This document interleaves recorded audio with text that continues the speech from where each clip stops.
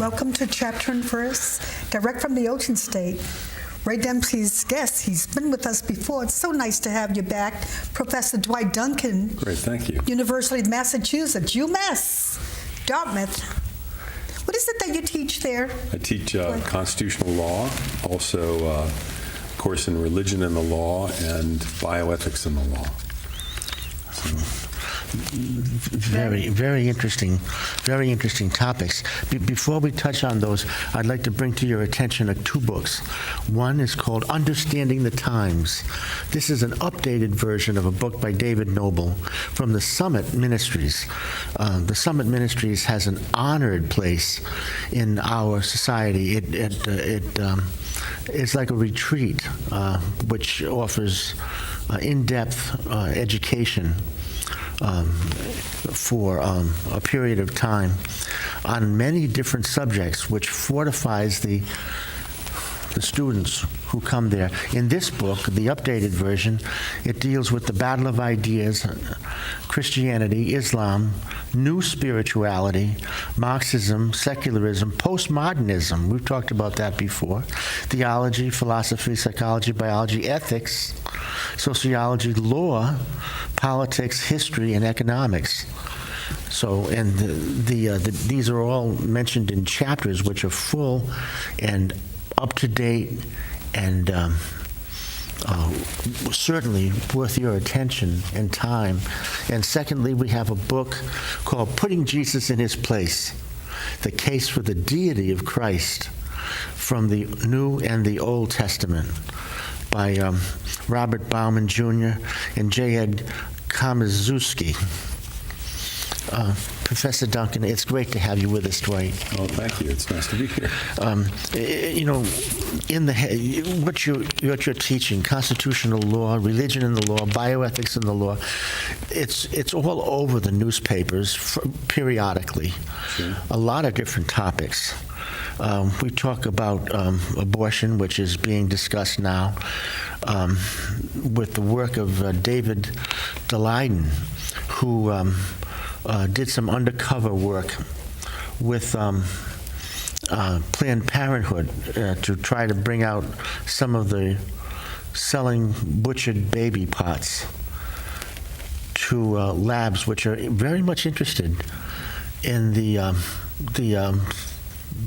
actual human being to conduct their experiments. Very much interested. They pay a lot of money. So Planned Parenthood is not charging them money right now directly. They're accepting donations. But the donations are open. They can be as large and Planned Parenthood is making more money now than they were before. We talked about euthanasia. That's another topic which is becoming... They're making more money now? Yes.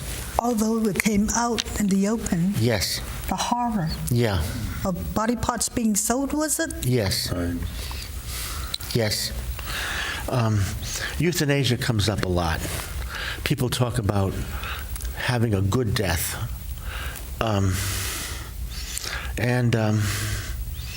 It's something, the physicians seem to be opposed to it, generally speaking.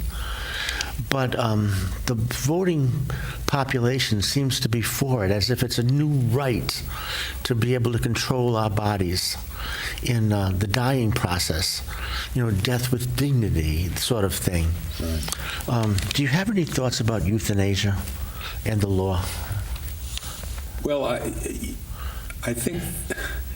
I think once you open the door to assisted suicide, I think you're pretty clearly on the slippery slope, as I think the case of the Netherlands indicates, right? That initially it's supposed to be limited to the terminally ill, but it quickly expands beyond that category, and to get the teenager who's heartbroken because he broke up with his girlfriend kind of thing. And then, of course, once you authorize somebody to participate in taking somebody else's life, it's like consent has never been a defense to homicide, right? And for good reasons.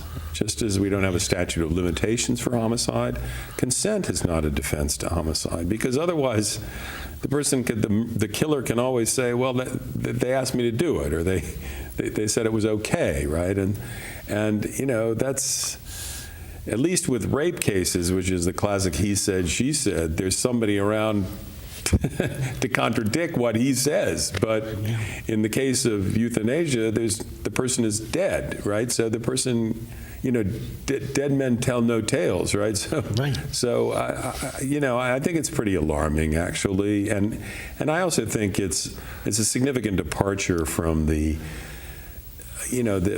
traditional ethos of the medical profession, which has always been about healing and curing, and if they were unable to heal and cure, they would at least care for the person.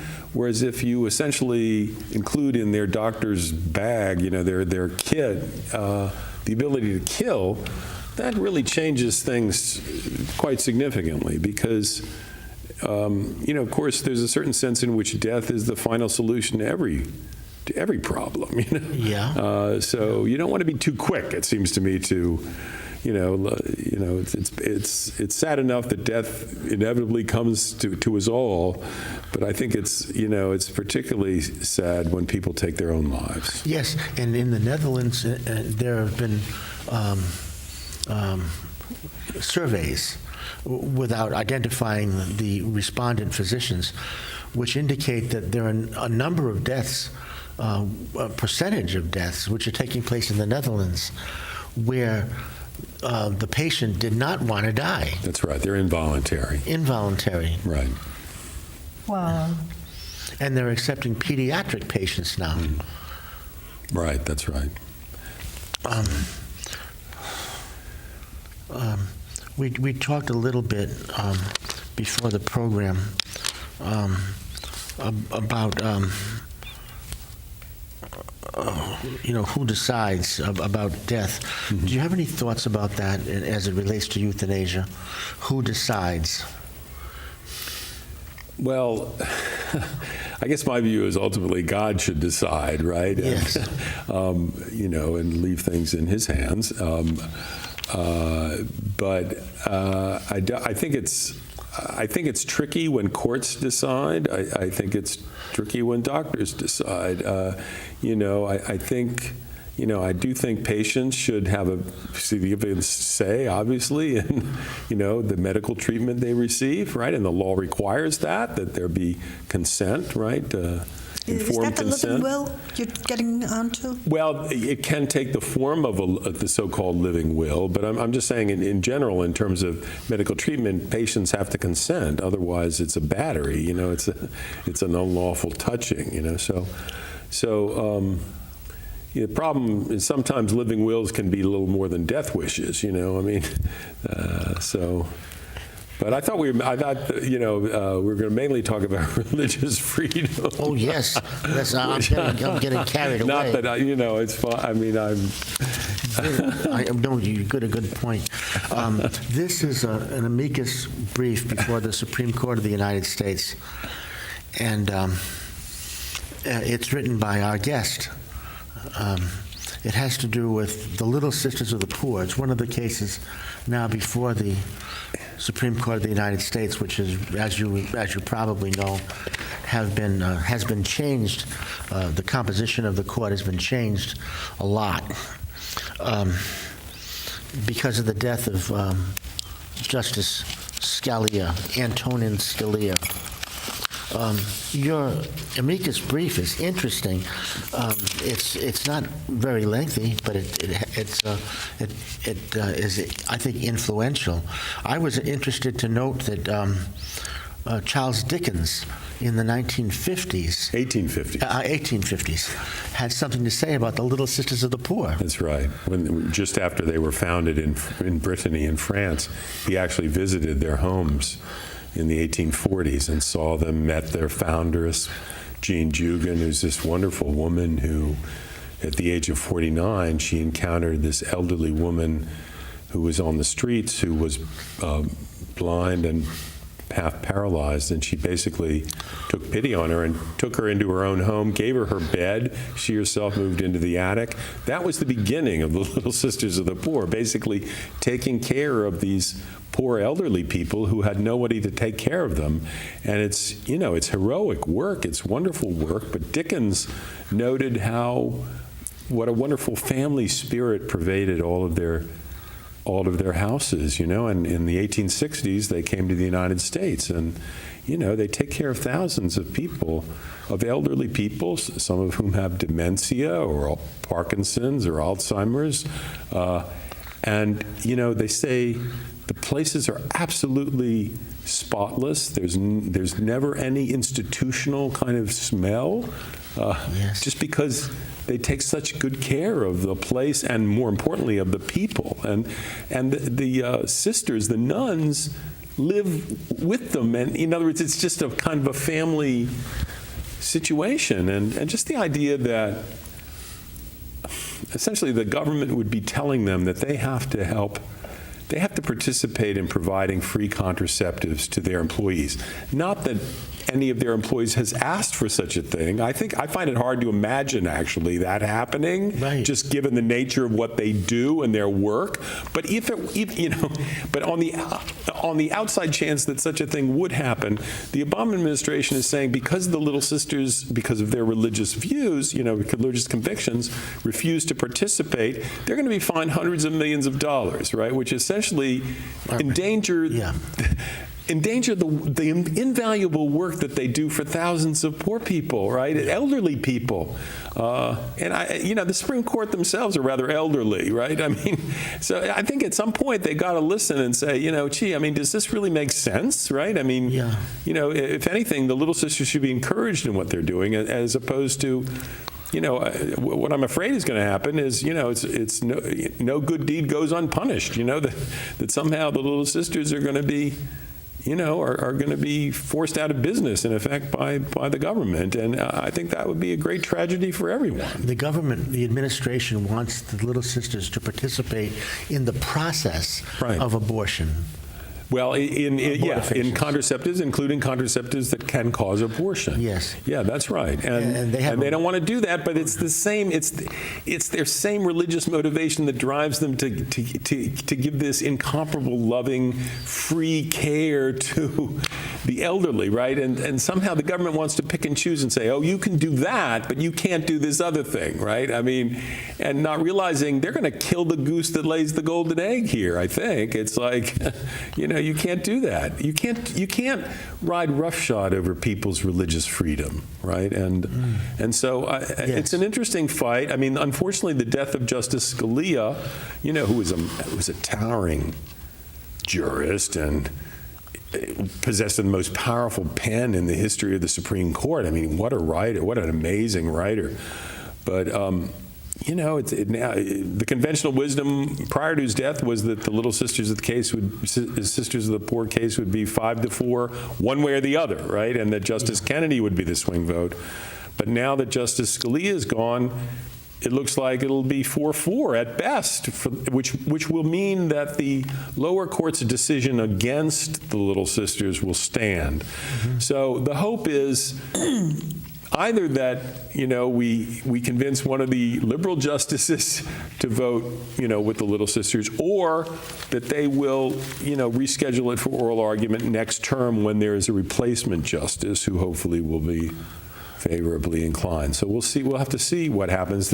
Right now, the oral argument is scheduled for March 23rd of this year, just a little more than a month away, and decision by the end of June. So we'll see what happens. You know, I had taken care of my elderly mom until the end. Yes. She passed away a few years ago, and almost 1 century old. Wow. Almost 100. Wow. Almost. Yeah. Didn't quite make it to 100. Yeah. Almost. Yeah. And I'm so glad I stayed with her. Yeah, that's a wonderful No thing. nursing home. Oh, wow. Yeah, no, that's it. Yeah, it's and it's hard work too. I mean, I'm sure you know, so. And it gets scary. It gets Yes, scary. That's right. Yeah. So Yes, Andy.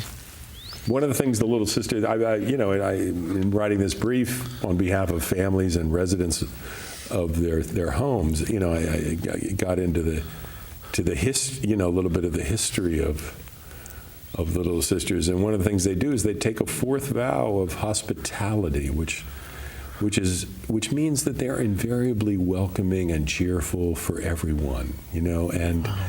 there's something wonderful about that. It's something like money can't buy that kind of loving service. You don't, it's really only religion. It's a really only religious motivation that can provide that kind of a motive, really. There's a legendary story. I don't know if it's true, but it is a legend having to do with Mother Teresa. Yeah. Somebody came into Mother Teresa's dungeon and said, "I wouldn't do what you're doing for $1 million." And the response was, "Neither would I." Yeah, no, that's right. But there's a similar story about it's an analogous story about the early days of the Little Sisters of the Poor. It wasn't Jean Jugan, the foundress, but it was one of the other early Sisters of the Poor. The way they supported the poor, the elderly, was basically by going around begging, with a basket in hand and receiving whatever food or money or oftentimes wood or coal even just for heating, right? They would go begging door to door. And this would have been in the early 1850s, but one of the early sisters encountered this fairly successful businessman who also happened to be quite anti-clerical, sort of anti-religious, and so he just gave her an incredible tongue lashing for 5 or 10 minutes, and just cursed and just called her every name in the book. At which point, the little sister said to him, "Well, that was for me. Now, do you have anything for the poor people?" Oh. At which point he was so struck that he reached into his pocket and gave her a significant donation, But I'm saying, but just the beauty of, that was for me, the cursing and everything, that was for me, thank you. But what about the poor people, What are you going to do for them? Oh, what a wonderful response. Yeah. The law is filled with cases now having to do with religious liberty and persecution of Christians. Yeah. Of course, we see it in the same-sex cases of photographers, bakers, T-shirt makers, and florists. Mm-hmm. Who have a conscientious objection to the participating in a same-sex marriage. Now, there are other photographers, bakers, T-shirt makers, and florists who would happily be happy to have the business. Sure. But these people are being put out of business, being fined hundreds of thousands of dollars. Well, the amazing thing was what happened in Indiana when Indiana was debating a religious freedom restoration bill, which is virtually identical to that of most of the other states, right? Yeah. But there was a pizzeria in Indiana, and called Memories Pizza, and some television reporter showed up there and said, "Listen, if there was, would you have any problem like servicing a wedding?" And the person said, no, we're a pizza, we're in business, But then they said, "Well, what if it was a same-sex wedding?" And the person said, "Well, I don't know, this kind of thing." At which point, they received death threats, bomb threats, right? I mean, in other words, it was an incredible thing. But just the idea, that any couple would essentially have their wedding reception at a pizza, a local pizza joint is ridiculous. But the idea of a same-sex couple having it there, I think, is even more ridiculous, right? It's like... And the media went on to selectively find that couple. Well, that's right. And it wasn't, it was a totally media manufactured story, right? About, nobody was being denied anything, right? It was just... It was crazy. There was a fundraising effort after that, and they wanted to... That's right. A lot of people contributed to... Including homosexual couples. Yeah, right. They wanted to keep them in business. Yeah, right. and Right. they wanted to keep them from... And they didn't... Some of the homosexual couples didn't appreciate the idea that Christians were being... phone? No. Didn't he turn it off? Yes, I did. He did. Do you hear a phone? I hear a phone, but My it's somewhere hearing isn't over the there. greatest, Yeah, but- that's right. Yeah. Well, even some homosexual couples contributed because they didn't want to see Christians persecuted. Sure. Well, of course, the big thing in religious persecution now is what's happening worldwide, right? It's like what ISIS has been doing in executing, beheading Christians for the mere fact of not being Muslim. And this is happening all over. It's happening in Africa. It's happening, it's happening in the Middle East. It is. And it's frightening, really. Oh, it's terrible. In other words, we live now in an age of martyrs. Yes. Plenty more martyrs than were in the first centuries of our era, right? Yes. It's incredible, really, what's happening worldwide. We get We a have Voice of the Martyrs on every Did once you? in a while. We do. It's Yes. wonderful to have them on. Yeah. Well, there's a case called United States versus Sterling, where a United States Marine is court-martialed for refusing to take down a Bible verse from her whiteboard. We have Coach Kennedy had a prayer after a football game, and he's been suspended. It wasn't even during the game, and it was his private prayer. And Candy Cane Elementary School case, where students were not allowed to give out candy canes that referred to Jesus. And the Supreme Court did say, I forget the case now, but you probably remember it, that students do not lose their constitutional rights at the schoolhouse gate. That's right. That's the Tinker case. The Tinker case. Right, from the 1960s. That was a case where A case of students wearing black armbands to public high school Yeah. to protest the war in Vietnam. Yeah. And the Supreme Court said that was protected by the First Amendment free speech clause. yes. There's A lot of times religious freedom cases can be successfully framed and won as free speech cases. Oh, right? yes. And indeed, Vintage Church, there was a pastor who was fingerprinted, and he was issued a summons for being too loud in his service.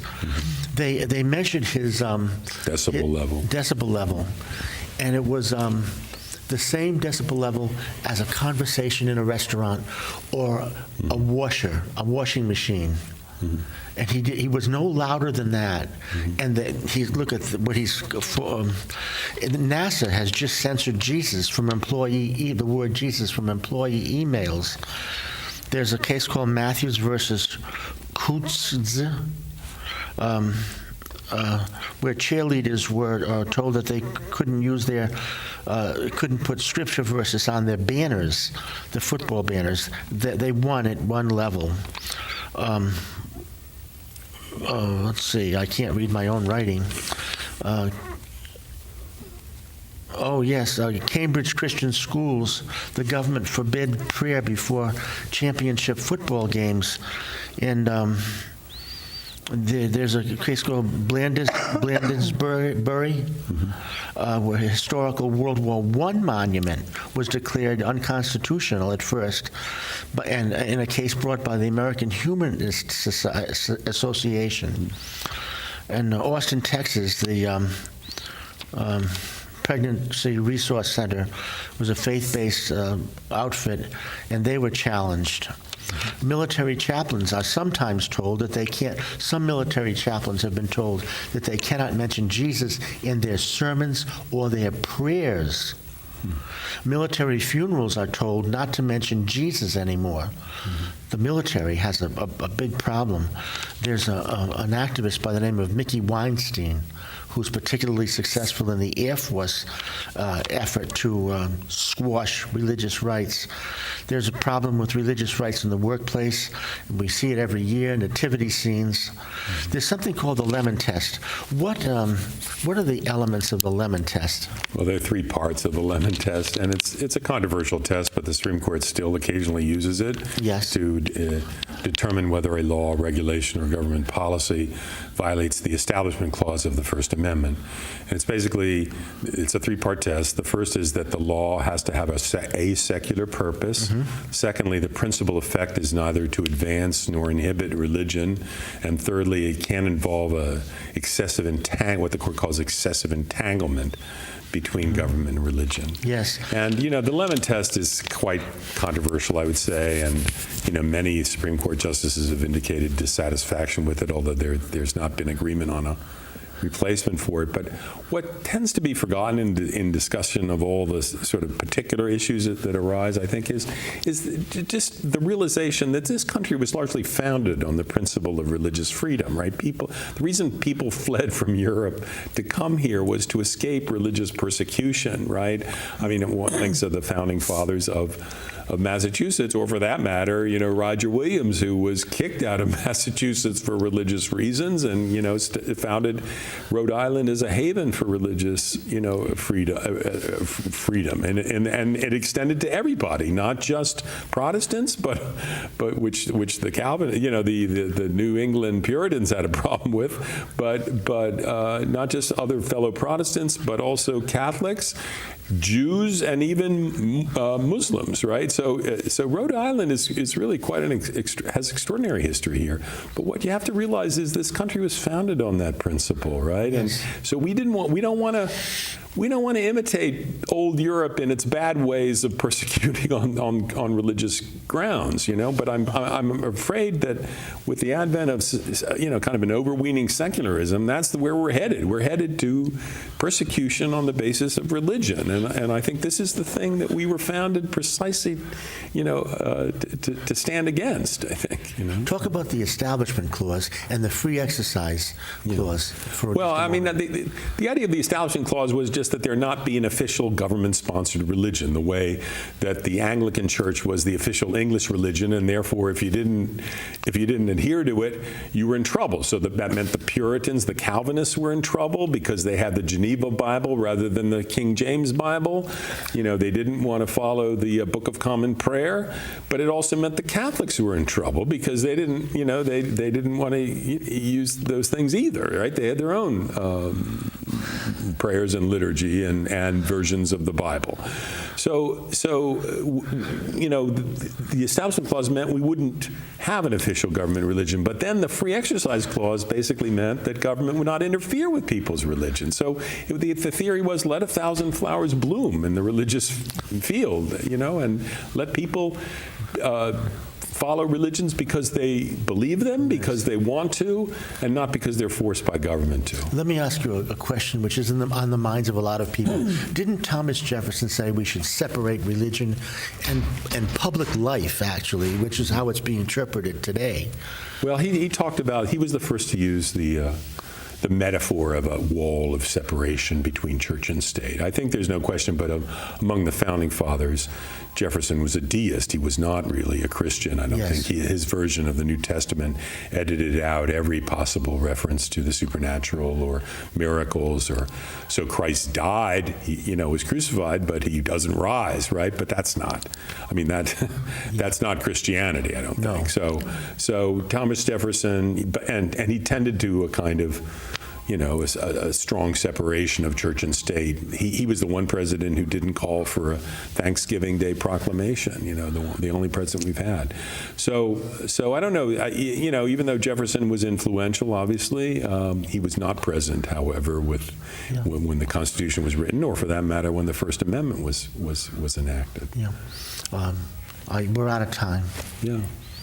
Thank you again, Professor Dwight. Yeah, I enjoyed it. Yeah. It's enjoyable, and we're going to miss you.